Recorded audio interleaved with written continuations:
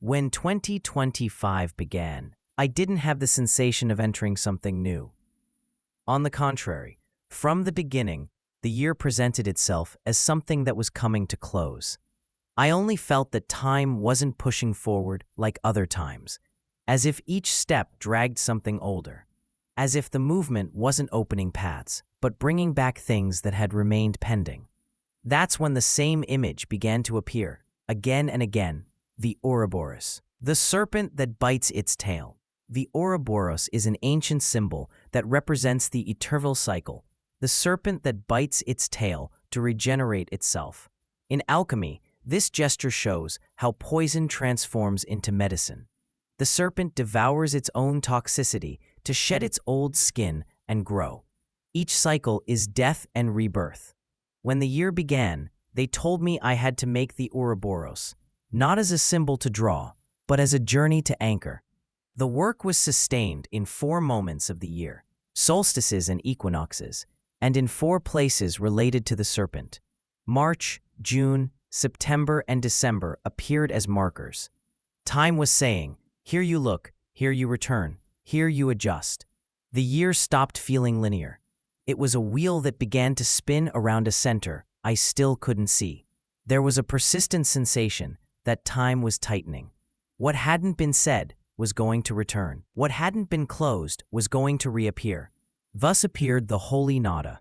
The name comes from 2 roots that cross, whole in English, which is whole, emptiness, and nada in Spanish. But in Sanskrit, holy is purification, and nada is sound, vibration. The entire concept revolved around entering a hole of nothingness to find the correct frequency, like returning to the blind well beneath the little deer of my childhood, like peering into the void to hear what resonates from the darkness. The Holy Nada were not music festivals, they were planetary activations. 4 circles in a cross of time, 4 serpents coiled, forming the great medicine wheel. Each encounter marked a temporal crossing where people, places, and frequencies had to be gathered to calibrate the alchemy of the cycle. The first crossing, Yucatan and the feathered serpent. The first place that called us was Yucatan. The cenotes appeared as open wells in the earth, spaces where time feels downward.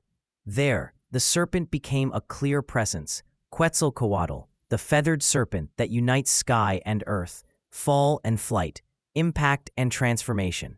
The cenotes are the memory of the Chicxulub asteroid, the flea that fell millions of years ago and destroyed the dinosaurs. Those dark holes hold the memory of that moment when the world changed course.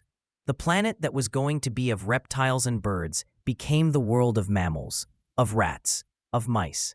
And Quetzalcoatl said, mice are the muses of the gods, but they are also thieves. Mouse, muse, music, same etymological root. The little mouse that came out of the cave. The muse that inspires, but also the rat that distorts. That first crossing brought the task of calibrating human history to eliminate the concept of the rat and recover that of the muse. To hear the music again from the whole of origin.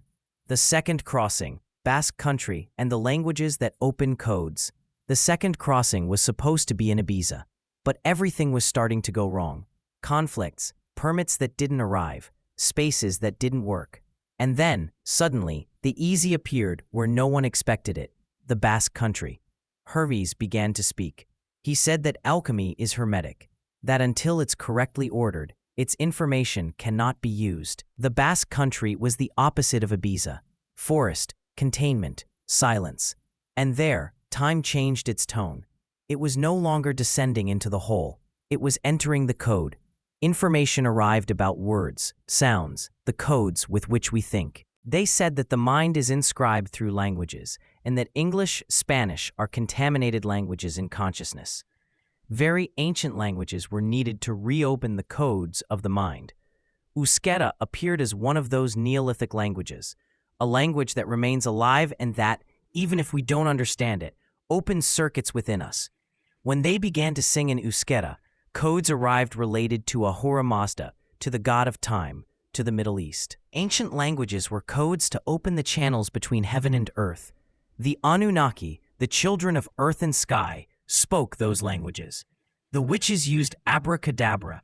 I create as I speak to modify reality with the word. The work of the Basque country was to empower the witches, the women who knew how to use the word to transform the mind. The third crossing, Troy and the goddess of confusion. In September, the third turn took us to Troy.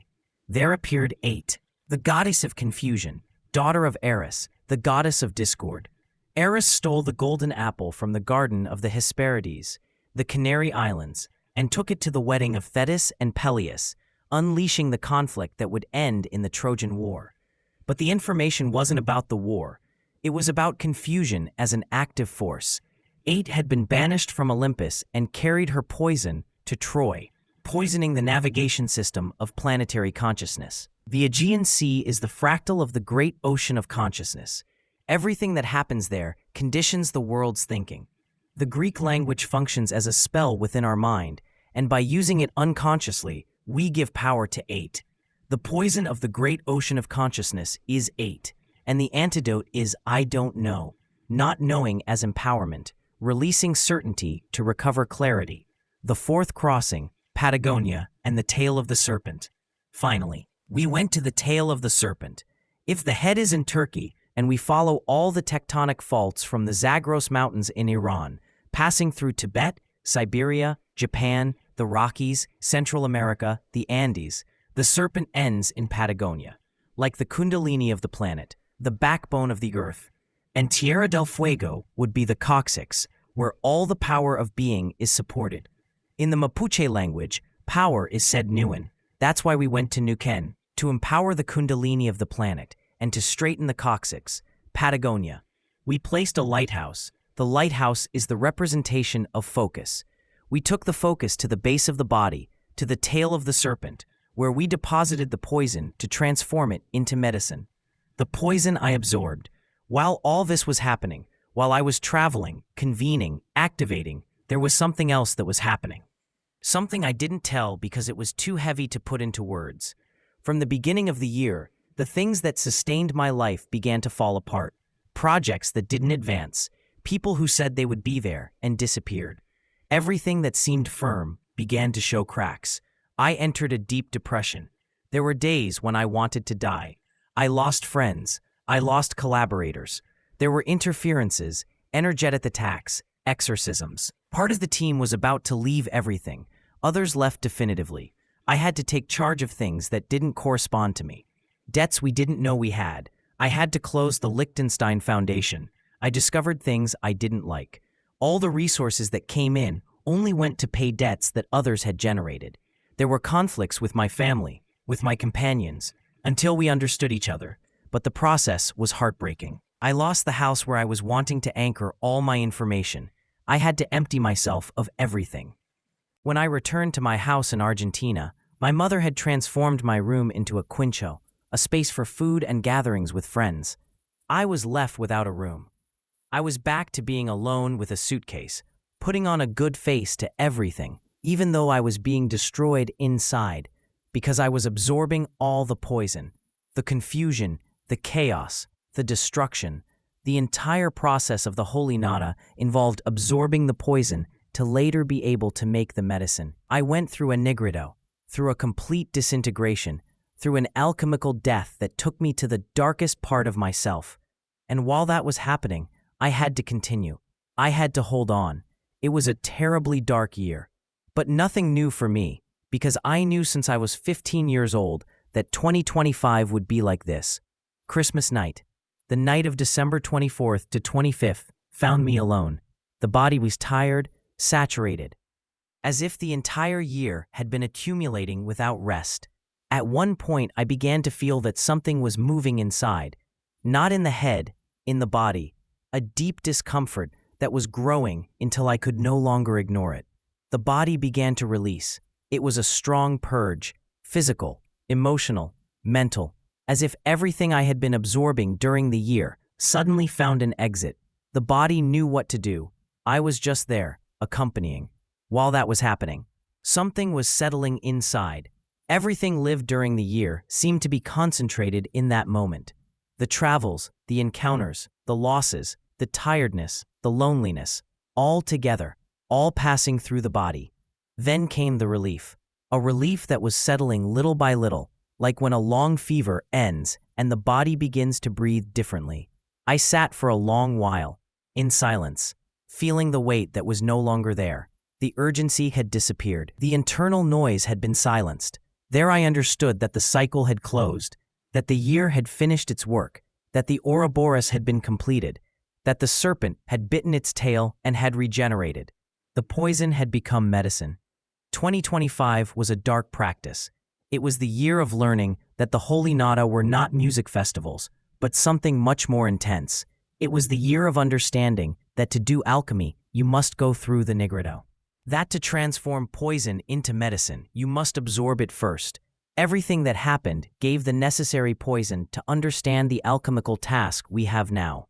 All the pain, all the destruction, all the confusion were not errors. They were the material, the raw material, the lead that transforms into gold. Now the cycle opens again. The Ouroboros has been completed and begins again. The serpent has regenerated, and its new skin shines under the light of the solstice. And from here I launch the question that beats at the center of all this. Are you willing to do the same? Are you willing to traverse the poison of time to reach eternal medicine?